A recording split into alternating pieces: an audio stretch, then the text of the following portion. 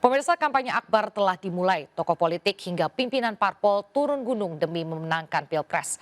Namun kampanye akbar dinilai rawan akan terjadinya konflik di masyarakat.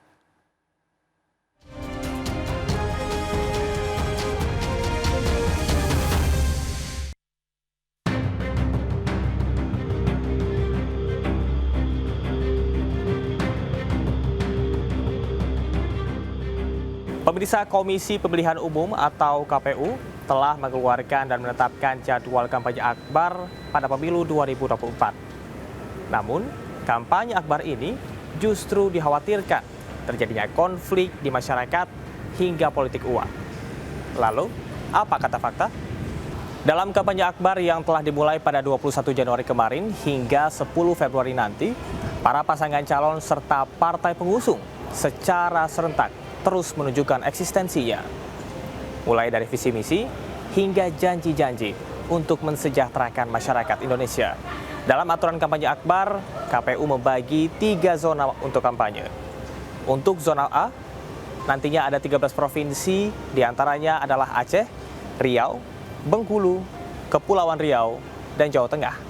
Kemudian untuk zona B, Sumatera Utara, Jambi, Lampung, DKI Jakarta, dan Yogyakarta. Ada juga zona C, Sumatera Barat, Sumatera Selatan, Bangka Belitung, Jawa Barat, Jawa Timur, hingga Nusa Tenggara Barat. Meski kampanye akbar yang dibagi dalam 3 zonasi, masing-masing pasangan calon terus menyuarakan program-program kerjanya dengan terjun langsung bertemu dengan masyarakat. Dalam praktiknya, kampanye kerap menjadi polemik di masyarakat. Ada beberapa hal yang perlu menjadi perhatian dan juga kewaspadaan saat kampanye berlangsung. Yang pertama adalah rawan terjadi konflik masyarakat yang berbeda dukungan politik. Diharapkan masyarakat bisa saling toleransi dalam perbedaan dukungan. Yang kedua adalah kecelakaan lalu lintas akibat alat kampanye politik seperti bendera ataupun juga baliho. Di beberapa daerah, sejumlah warga sudah menjadi korban kecelakaan akibat tersangkut bendera partai yang jatuh atau rubuh. Selain membahayakan masyarakat, alat kampanye politik juga dinilai merusak keindahan kota. Dan terakhir adalah politik uang. Diharapkan masyarakat berani untuk menolak dan juga tetap mengikuti pilihan hati dan jangan mudah terprovokasi dan juga terpengaruh oleh ajakan atau provokasi dari pihak tertentu. Mobilisasi massa dalam jumlah besar membuat pengawasan terhadap pelaksanaan seluruh peraturan pemilu harus kian diperketat. Kampanye akbar turun langsung serentak di jalan dianggap rawan gesekan antara pendukung dan masyarakat yang menjalankan aktivitas keseharian. Ya tentu begini ya, kalau tidak dibagi zona itu menjadi persoalan. Artinya kalau ada zonanya, ada titik-titik kontrol pengawasan yang akan dilakukan oleh KPU yang tentu bekerja sama dengan penegak hukum. Kenapa? Ini kan soal keamanan, ya kan, soal misalkan kalau ada benturan dengan pendukung yang lain, ini kan harus diantisipasi. Hal yang cukup menarik perhatian adalah nilai dari dana kampanye yang dimiliki oleh masing-masing partai politik.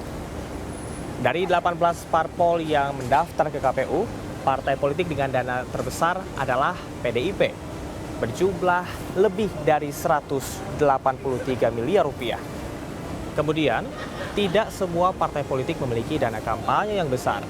Beberapa partai politik seperti Partai Bulan Bintang melaporkan dana kampanye Rp301.300.000. Namun, muncul kekhawatiran PPATK mengungkap transaksi yang mencurigakan yang melibatkan caleg dalam pemilu 2024. Sepanjang tahun 2022 hingga dengan 2023, total transaksi mencurigakan mencapai Rp51,47 triliun yang melibatkan 100 caleg.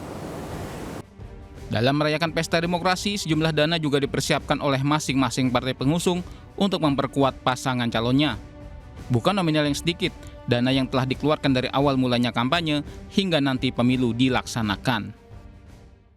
Kalau saya melihat dana kampanye ada 2. Pertama ada yang resmi itu yang dilaporkan ke KPU. Ini tentu jumlahnya sudah kita tahu bersama. Tetapi ada juga yang tidak resmi. Biasanya yang kebanyakan tidak resmi. Misalkan ada dana money politik, Dan itu kan dana yang tidak resmi, yang kita tidak tahu, yang tidak dilaporkan. Nah biasanya politisi bermain di dana-dana yang tidak resmi, yang biasanya besar. Oleh karena itu tadi, tidak salah dan tidak aneh, tidak heran jika ada temuan PPATK, yang memang dana yang tidak dilaporkannya pasti lebih banyak dan lebih besar. Adapun persyaratan lokasi kampanye akbar atau rapat umum diatur dalam Peraturan KPU Nomor 15 Tahun 2023 tentang kampanye pemilu yang perlu ditaati oleh para peserta pemilu. Kampanye akbar dilakukan di lapangan, stadion, atau tempat terbuka dengan memperhatikan kapasitas ataupun juga daya tampung. Sementara untuk durasi dari pukul 9 pagi hingga dengan pukul 6 sore tentunya dengan disesuaikan menghormati hari dan juga waktu ibadah daerah setempat. Dan yang terakhir, kampanye akbar yang menyangkut aktivitas besar wajib untuk melapor ke pihak kepolisian. Di waktu kampanye yang terbilang singkat, strategi-strategi kampanye terus diluncurkan oleh tim kampanye maupun pasangan calon. Para pasangan calon terus mengajak serta meyakinkan para pendukungnya untuk yakin dengan pilihannya di Pilpres Februari mendatang. Nah, soal strateginya saya melihat ya, strategi yang paling penting adalah sebenarnya strategi membangun psikologi kemenangan. Jadi dalam kampanye akbar itu yang harus dibangun adalah bagaimana meyakinkan yang hadir, yang jumlahnya besar dan banyak itu, agar mereka mendukung kandidat yang ada di panggung itu. Lantas seberapa efektifkah kampanye akbar terhadap integritas para pasangan calon? Kalau saya melihatnya kecil ya, karena ini kan waktunya sudah mepet, sudah sedikit. Sedangkan begini, kalau dalam survei itu pemilih yang loyal, yang sudah menentukan, jumlahnya sudah besar. Artinya menentukan bagi mereka yang masih gamang, masih galau, masih belum menentukan atau swing voter atau undecided voter, yang itu yang tadi diambil bisa melalui debat, termasuk melalui kampanye akbar itu. Deklarasi pemilu damai tidak boleh hanya menjadi slogan, karena faktanya tiap kampanye berlangsung ada saja kondisi ataupun juga pihak-pihak yang memicu konflik. Terlebih, kini tantangannya lebih berat lagi, yakni bagaimana kampanye akbar ini bisa tetap memberikan pendidikan politik bagi masyarakat Indonesia. Sampai jumpa di Apa Kata Fakta berikutnya. Saya Camar Henry, juru kamera Indra Purnama. Sampai jumpa.